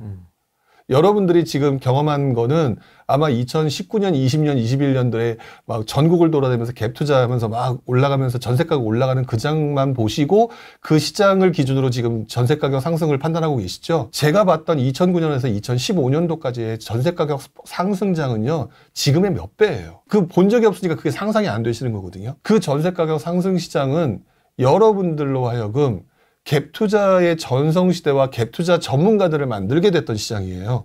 한 사이클이라고요. 그 사이클이 올 수도 있겠다라고 얘기하는데 지금 막 규제도 나올 수도 있고 모두 복잡할 수 있는 이 시장에서 들어가라고 얘기하기에는 저는 라고 얘기하고 싶은 거죠. 어디 큰 학원에서는 서울 갭 투자 하라는데요. 서울 갭 투자요? 5억 때려 박으라고 하는데요. 완전히 쓸데없는 짓이죠. 그렇습니까? 잡아놓으라고 하는데요. 등기 치라고 하는데요. 그러니까 보세요. 그것도 미래를 경험해 본 적이 없어서 그런 거예요. 자, 예를 들어 그런 걸 한번 설명을 해보고 싶은 게 뭐냐면 지금 서울에 갭 투자를 하게 된다는 얘기는 아마도 5억에서 한 7, 8억 정도 들어갈 거예요. 예. 기본적으로. 예. 그쵸? 그러면 내 돈을 5억에서 7, 8억을 때려박는 거거든요. 맞습니다. 근데 그러면서 그것들을 보나마나 해소하기 위해서는 입지 좋은 데 가라고 할 거예요. 왜? 지난 10여 년간 입지가 좋은 데가 그렇게 오르는 걸 봤으니까. 제가 그 얘기를 보면서 무슨 생각을 했냐면 저분들은 그 이후 단계를 경험해 본 적이 없다라고 느낌이 오는 거예요. 왜? 지금 상황에서 가장 최선인 거를 하면 그게 엄청나게 수익이 될 것 같은 거죠. 그럼 한번 예를 들어볼게요. 아까 제가 전세 가격이 상승한다고 그랬죠. 전세 가격이 상승하고 그 다음에 너무 전세 가격이 상승하게 되면은 다시 매매 수요로 전환시키기 위해서 매매 수요를 활성화시키는 그러니까 수요 확장 정책을 펼친다라고 얘기를 했잖아요. 네. 글로 간다라고 한다면 지금 서울에 새 아파트를 5억에서 7, 8억 주고 신축을 사게 되면 아까 2, 3년도 걸리고 또 몇 년 걸리잖아요. 그럼 한 5, 6년이 걸려요. 얘가 신축일까요? 구축일까요? 구축이에요. 그쵸? 네. 그러면 신축이 그 당시 상승장이 오게 되면 신축이 올라요? 구축이 올라요라고 하면은 신축이 오르는 건 당연하잖아요. 그러면은요, 이 갭 투자로 5억짜리, 7억짜리 주택을 사놓는 게 최고의 선택이 아니라 이 시장의 흐름을 보면서 정부가 판을 만들어 주잖아요. 그럼 그 시점에 차라리 지금 5, 6억이 아니라 전세 가격이 좀 더 밀려 올라가서 2, 3억 주고 전세 가격이 미친 듯이 올라가는 상황이 만들어질 때 사놓는 게 훨씬 더 유리한 선택이 되는 거고요. 더 나아가서 후반부를 가게 되면 새로 그때 이제 정부가 그 건설사들 살려놓고 막 해가지고 이제 분양들을 시작하잖아요. 분양들을 시작하는 그 집에 서울에 입지 좋은 것을 사게 되면 분양가 10%만 주고 사도 돼요. 무슨 말인지 이해하시죠? 네. 그렇죠? 그러면 지금 서울의 아파트를 그냥 15억이라고 치고 그럼 10%라면 1억 5천이죠. 그러면 지금 5억에서 7, 8억 주고 들어가는 거와 2, 3년 후 또 3, 4년 후에 분양가 10%인 1억 5천만 주고 들어가는 거와 어느 게 유리하냔 말이에요. 또 그건 신축입니다 또. 그렇죠. 투자 경험이 없으니까 이딴 소리를 하는 거라고 제가 느낌이 온다는 거지. 지금 5억하고 7억을 넣게 되면 지금 기준에서는 다 맞는 것 같아 보이는 거지. 지금 올라가는 것 같으니까. 그러니까 그게 보이는 거지. 근데 이 사람이 제가 근데 얘기했잖아요. 하지만 지금 지방장도 살려야 돼 못 하기 때문에 조금 대출 규제 이런 게 올 수도 있다라는 리스크에 대한 얘기를 했잖아요. 그러면 투자를 했는데 안 오를 수도 있어. 그쵸? 안 오를 수도 있단 말이에요. 근데 전세 가격이나 이런 상승이 만들어짐으로 인해서 매매 수요가 활성화될 때쯤 되게 되면은 심지어 또 매매수를 활성화시키기 위해서 그때는 뭐 양도세나 취득세 이런 거 감면할 수도 있는 세상이거든요. 또 대출 규제나 또는 각종 다주택자 규제가 풀 수 있는 상황인데 서울에 있는 아파트를 그때 10억이라고 치고 계약금 1억 5천에 네. 3년을 더 견딜 수 있는 시장이다 라고 하게 되면 지금 5억에서 7, 8억을 주고 들어간 시장과 여기서 들어간 거와 이때 한 거와 어느 게 이득이겠느냐. 그러니까 지금 투자 안 해도 되거든. 내가 볼 때는. 근데 지금 그렇게 투자를 하라고 그래. 그러니까 제가 볼 때는 와, 이거는 시간을 대응하는 투자를 해야 되는데 시간을 갖다 그냥 막연하게 기다리는 투자를 하라고 한다? 말이 안 되는데? 이런 생각이 드는 거예요. 물론 서울에 입지 좋은 데 들어가라고 얘기했기 때문에 나중에 시간이 지나가게 되면 걔도 나중에는 뭐 신축이 올라가고 준신축 올라가고 구축이 올라가면 올라가겠죠. 그쵸? 올라가겠죠. 근데 그 전 단계에서 오랜 시간 동안 먼저 신축이 오를 때까지 오르지 못하는 그 기회비용은 어떻게 할 거냐. 첫 번째. 두 번째, 지금 전세 가격이 움직이게 되는 상황이 만들어진다면 지금 5억에서 7억을 들이는 게 아니라 2, 3억이면 들어갈 수 있는 기회비용을 또 한번 날리는 거잖아요. 그렇죠? 그 비용들을 어떻게 할 거냐라고 생각하게 되면 그렇게 무리하지 않아도 상황을 지켜보면서 변화되는 상황에 맞춰서 적은 돈으로 투자할 수 있는 포인트를 잡아라가 기본적인 투자의 방향성인데 지금 자꾸 현재 눈으로 보니까 지금 서울의 모든 과거부터 엄청나게 올랐지. 그러니까 자꾸 서울의 신축, 서울의 구축 중에서 입지가 좋은 것 이런 거 들어가라 하니까 5억에서 7, 8억 정도 돈을 들고 들어가는 거예요. 근데 그게 전 재산인 사람들. 그런 사람들한테 앞으로 기회를 더 크게 볼 수 있는 것들을 무시한 채 그거를 하라고 얘기하는 게 저는 이게 맞는 설명일까? 이런 생각이 들어요. 설령 맞더라 하더라도 베스트는 아니네요, 그러면. 그렇죠. 네, 설령 맞다 하더라도. 그분들한테 틀린 설명을 한 건 아니에요. 그러니까 제가 막 욕할 수는 없어. 왜? 나중에 길게 놓고 보게 되면, 뭐 서울에 그렇게 투자했다면 오르긴 하겠지. 맞아, 그것도. 맞아. 근데 여러분들의 속마음이 뭐예요? 짧은 시간에 되게 큰 수익을 볼 수 있는 거를 원하시는 거잖아요. 그렇죠? 네. 그런데 지금 투자를 그렇게 해버리게 되면 앞으로 닥칠 수 있는 새로운 기회, 반복되는 사이클 속에서 나타나는 그런 어떤 기회, 이런 기회들을 놓쳐버리는 그런 기회비용의 상실 부분이 발생하는데 지금 너무 조급함 때문에 다들 놓치고 있는 것 같다라고 생각이 들어요. 대중들의 행동이 천편일률적인 것 같아요. 첫 번째는 동조 현상이 심하고요. 지금도 동조 현상이라고 생각하거든요. 왜? 작년, 재작년에 그렇게 집값이 개판 오분 전일 때는 안 사다가 왜 갑자기 날릴까요? 투자는 이미 알고 계시는 용어잖아요. 싸게 사서 비싸게 파는 게 투자다. 네. 알고 있죠. 네. 근데 작년, 재작년 왜 안 샀어요? 더 떨어질 것 같아서. 손해볼까 봐 안 샀거든요. 결국 여기서 맴돌아요, 사람들은요. 첫 번째, 사람들은 손실 회피 현상들이 있어요. 그래서 안 사요. 그리고 동조 현상이 있어서 오르면 그때 뒤늦게 쫓아 들어가요. 그리고 두 번째, 사람들은 자꾸 옆에 있는 사람과 비교를 해요. 그래서 후랭이랑 나이대는 같은데 얘는 돈 벌었는데 나는 돈 못 벌었어? 그럼 나도 사야 돼.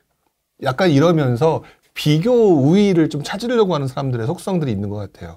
이렇게 사람들이 반복되는 현상들이 있거든요. 이제 이 현상들을 보게 되면 아, 이거를 거꾸로 해야 되겠구나라는 생각을 계속 하게 되는 거예요. 그래서 지금 여러분들이 막 지금 몰려가잖아요. 몰려가는데 이 몰려가는 이 상황에서 정부가 제가 이제 제 유튜브에서도 그랬는데 그랬거든요. 막 올라간다 이러니까 제발 좀 설레발 치지 마라. 설레발 치면 바로 정부 대출 규제 나온다 라고 얘기하고 며칠 있다 대출 규제 얘기가 막 나왔었거든요. 이런 설레발들을 치지 않도록 좀 여러분들이 좀 차분하게 봐야 되는데 와, 아직까지는 그게 쉽지는 않은 것 같아서 좀 답답하긴 하지만 어쨌든 중요한 거는 거꾸로 가는 거를 의도적으로 자꾸 애를 써야 돼요. 아우, 쉽지 않던데. 작년에 그 하락장 때 진짜 그 분위기에서는 진짜 뭐 둔촌주공 망한다 그러지 뭐 망한다 그러지. 근데 이럴 때 이렇게 생각하시면 돼요. 설마 죽으면 나만 죽겠어? 다 죽지? 왜냐면 제가 처음에 투자를 했던 IMF 때 모든 사람이 아무것도 못할 때였거든요. 그 당시에는. 지금보다 분위기가 더 안 좋았던 시즌이잖아요. 뭐 우리나라 망했다라는 얘기 하는 상황이니까. 네. 대한민국이 망했다라고 생각했을 때 제가 투자를 할 수 있었던 가장 첫 번째 요인은 설마 대한민국이 망하겠어? 어쨌든 힘은 들겠지만 정부가 살리려고 노력은 하겠지. 정부가 같이 망하고 죽을까?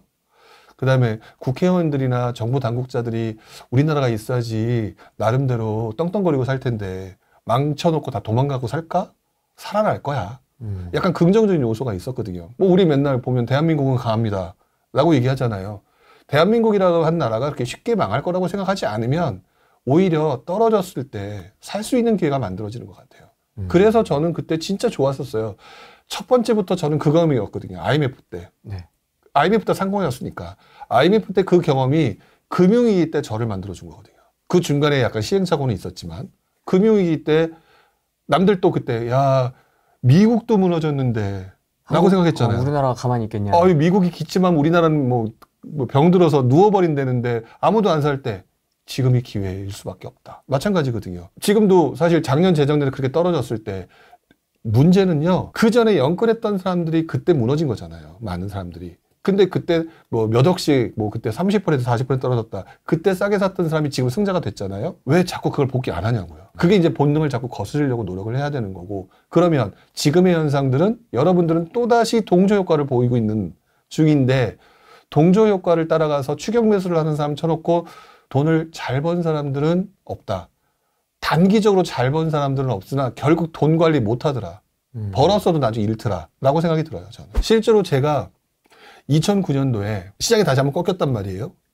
꺾이고 그다음부터 이제 올라갈 텐데 다음번 시장이 올 텐데 정말 지겨웠어요. 그래서 잠깐 실수를 해가지고 미분양을 잡은 적도 있어요. 제가 여기선가 어딘가에서도 제가 실패 사례로도 설명을 드렸었는데 그런 조급함 때문에 몇 번 그 짓을 하고 나니까 네.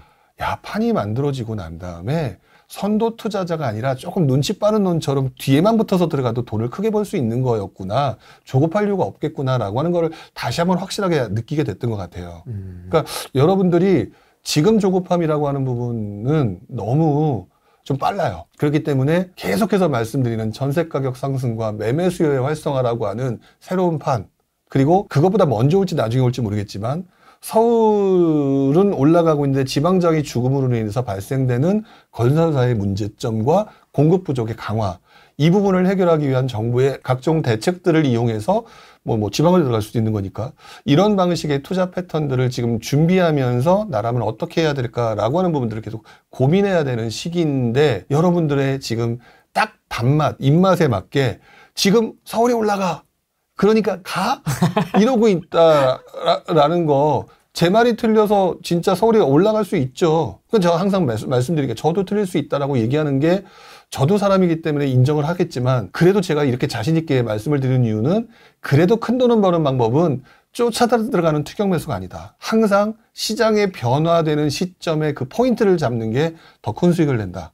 이거만큼은 변함이 없기 때문에 계속 이걸 강조하는 거예요. 경험이 많은 사람들은 다 공통적인 얘기를 하시네요. 그때 왜 저희 캠핑장에서 잠깐 그 식사할 때도 강경원 대표님 없는 분 얘기해서 좀 죄송하긴 한데 두 분의 공통점이 저한테 이제 해주셨던 조언이 그거지 않습니까? 침착하게 캄다운하고 시장을 좀 냉정하게 지켜볼 필요가 있다. 지금 흥분하고 지금 막 뛰어드는 때가 아니다. 함부로 까불 때가 아니다. 그렇게 얘기하셨던 게 아직도 기억이 나는데. 그러니까 강경원 대표님 없는데 얘기가 나왔는데 네. 강 대표님하고 저하고의 가장 비슷한 점은 직접 그 시장의 무서움을 경험해봤다는 거예요. 캄다운을 할 수밖에 없는 그 시장의 고통과 그것들로 인해서 그 피말름, 그것 때문에 무너지는 수많은 주변의 전사자들 이런 것들을 봤기 때문에 그런 것들을 또 겪고 싶지 않은 거거든요.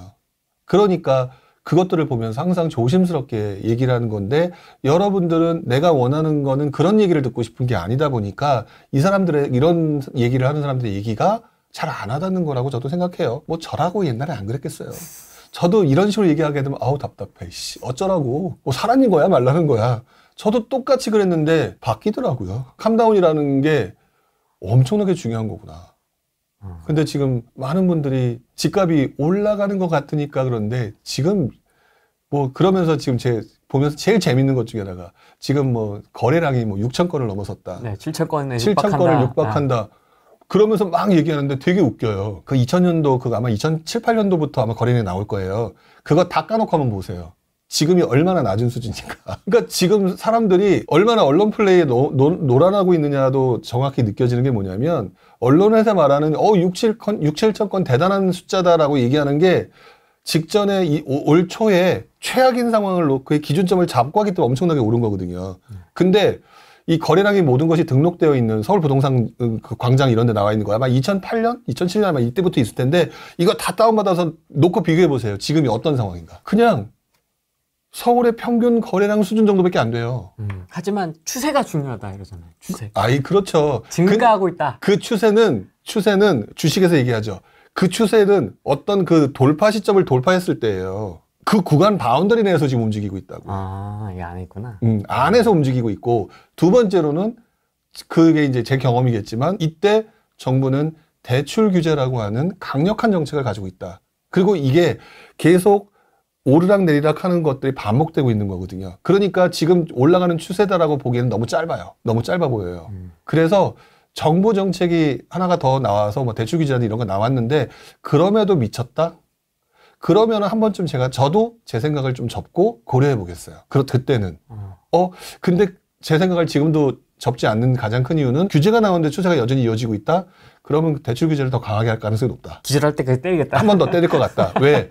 일단 지방장부터 살려야 되는 게 지금 현재 정부의 입장일 것 같다. 라고 보니까 그래요. 무주택자는 사유 말 거고요. 1주택자는 지금 갈아타기 놓쳤는데 어떻게 해야 될까요? 다주택자는 뭐 투자 어디 해야 될까요? 뭐 이럴 것 같아요. 네. 세 가지로 나눠서 좀. 무주택자는 네. 사실 가장 실력이 떨어지죠. 냉정하게 말하면. 그래서 이분들이 가장 좋은 방법은 그냥 아무 때나 사는 거예요. 왜냐하면 이분은 아무 때나 사도 자기가 감당할 수 있는 수준에서 할 거거든요. 그래서 시장이 안 좋더라도 견딜 수 있고 올라가게 되면 땡큐고 이렇기 때문에 이분들은 하등의 문제가 없다고 봐요. 보수적으로 할 거니까. 네, 보수적으로 갈 수밖에 없는 거고 그래서 무주택자 부분들은 뭐 사실 제가 언제나 사라고 했었던 입장이기 때문에 그리고 경험이 필요하니까. 근데 1주택자 같은 경우는요. 네. 갈아타기 전략으로 가야 되는 건 맞죠. 그쵸? 근데 한 가지를 놓치셨어요. 어떤 거? 갈아타기를 할 때는 추격 매수로 갈아타기 하는 게 아니에요. 기본적으로 좋은 상급지를 싸게 살 수 있는 방법이 무언가에 대한 고민이 먼저 들어가야 돼요. 예를 들어서 내가 지금 뭐 마포에 살고 있는데 네. 뭐 성동구라든지 강남에 들어가고 싶다. 뭐 강남이라고 표현을 하죠. 강남에 들어가고 싶다. 그러면 마포에 살면서 강남이 미친 듯이 올라갈 때 들어가는 게 아니라 강남이 여러 가지 이유로 굉장히 주춤할 때 근데 그때 잘 못 산다고 그랬잖아요. 본능을 거스르면서 들어가는 게 맞아요. 그게 제일 유리한 방법이고. 그래서 지금 현재는 많이 오르고 있는 중이기 때문에 지금은 좀 애매하다라고 봐요. 그리고 항상 올라가지 않고 또 상황에 따라서 주춤하거나 또는 어떤 분이 개인적인 사정에 대해서 급매로 내놓는 상황들이 계속 발생할 거기 때문에 그런 물건들을 계속 관찰하다가 그 물건들을 갈아타게 하시는 게 맞는 것 같아요. 그리고 다주택자분들은 노세요. 제발 좀. 라고 얘기를 드리고 싶어요. 다른 걸 해라. 다주택자분들 중에서 지금 진짜 오래된 다주택자들은 알아서 놀아요. 맞습니다. 네. 여러분들 잘 모르시겠지만 이분들은 그냥 임장 다니면서 맛집 다니고요. 아니면 이번에는 임장 가긴 좀 그러니까 좀 쉬자 하고 좀 여유가 있어요. 근데 어설픈 다주택자들이 지금 미치는 거거든요. 근데 다주택자들이 움직이는 판은 기본적으로 정부가 판을 다주택자한테 만들어줘야 되는 상황이 가장 기본이거든요.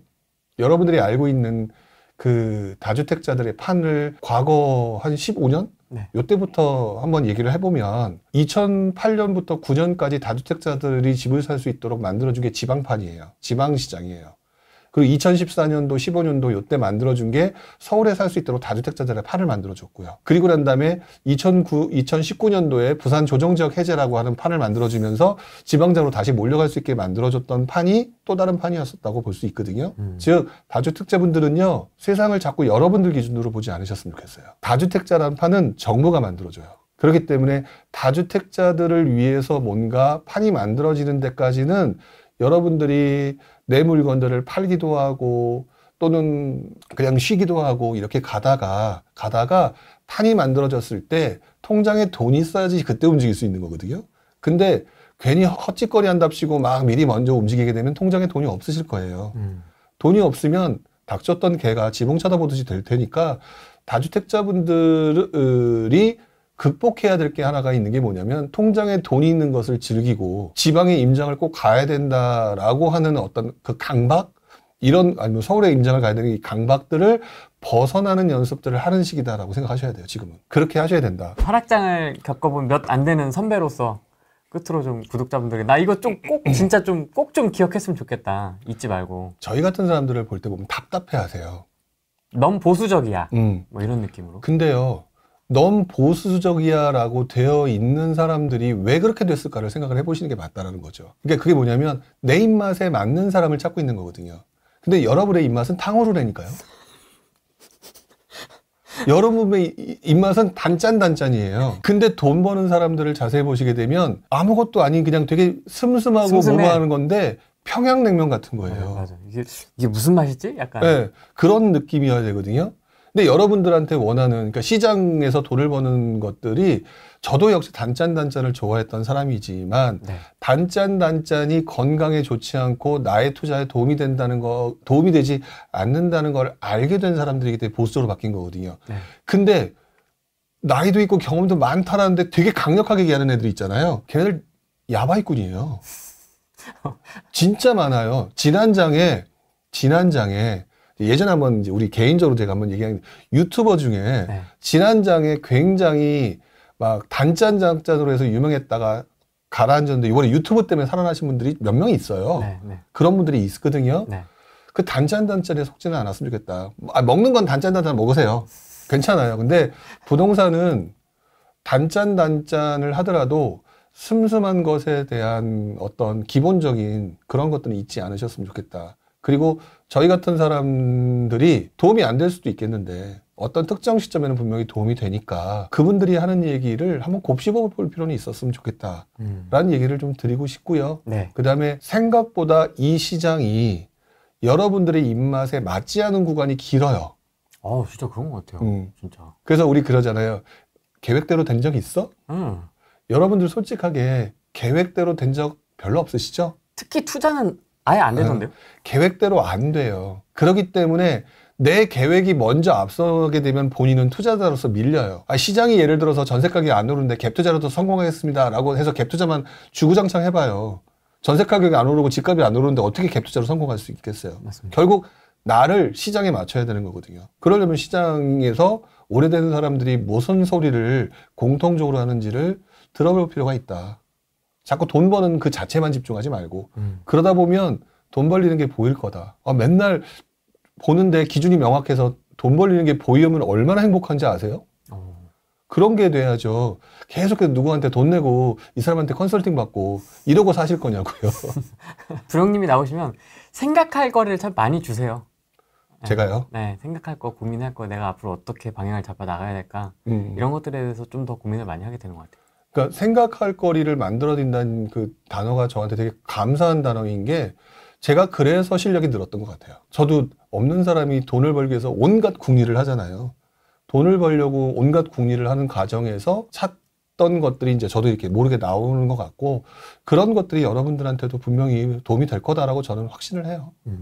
그럼 생각들은 이렇게 운전하면서 하세요? 그런 어떤 투자에 대한 어떤 그런 꼬리에 꼬리를 무는 그런 생각들 있지 않습니까? 그냥 사색. 그냥 평상시에 계속 하는 거죠. 뭐 운전할 때 한다든지 뭐 아니면 어디 가서 편안하게 누우면 생각한다. 그냥 평상시에 부동산 생각이 좀 더 많은 것 같아요. 어떤 분들은 어떤 특정 환경을 만들어 놓고 생각하시는 분들도 있고 어떤 분들은 독서에서 좀 그 답을 찾는 분들도 있고 전 얘기를 하면서 많이 팁을 얻어요. 대화를 나누면서. 그러니까 책을 읽으면서 하기도 하지만 그러니까 결국 그런 환경을 어떻게 만드냐의 문제인 것 같아요. 그러다가 또는 이제 막 혼자 가만히 앉아 있으면 자꾸 딴 생각이 나서 전 잘 그렇게 못해요. 근데 대화를 하다가 막 그렇지. 내가 생각하지 않은 다른 분의 이 사람의 의도, 이 사람의 생각, 그걸 이렇게 하면 할 수도 있겠다. 이러면서 조금 배우는 것 같아요. 지금 임장 다니세요. 좀 시원해지면. 그리고 가장 먼저는 맛집부터 먼저 가시고. 그렇게 하시면서 좀 편안하게. 그동안은 임장 다니면서 계속 뭐 몇만 보를 걸었네. 아마 이러면서 다니셨을 텐데. 4만 보. 네? 하루에 4만 보. 4만 보요? 네. 그러면 돈 벌기 전에 죽어요. 그렇게까지 안 해도 돼요. 4만 보를 걸어야 된다고. 앞마당을 이렇게 만들어야 된다고. 반보 갔다 막 어디 갔다 막 이런다고. 그렇게 안 해도 시기만 잘 맞으면 돈 버는 세상이니까 너무 그렇게까지 하실 필요는 없고요. 자기 몸 챙겨가면서 하시는 게 제일 좋아요. 알겠습니다. 오늘 부령님 말씀 잘 숙지하면서 또 다음 하반기 시장 또 어떻게 변할지 한번 기다려 보도록 하겠습니다. 네, 알겠습니다. 오늘은 여기까지 하겠습니다. 고맙습니다. 안녕. 안녕 한번 해주세요. 안녕. 나중에 또 뵙겠습니다. 네, 슴슴한 부령님이었습니다.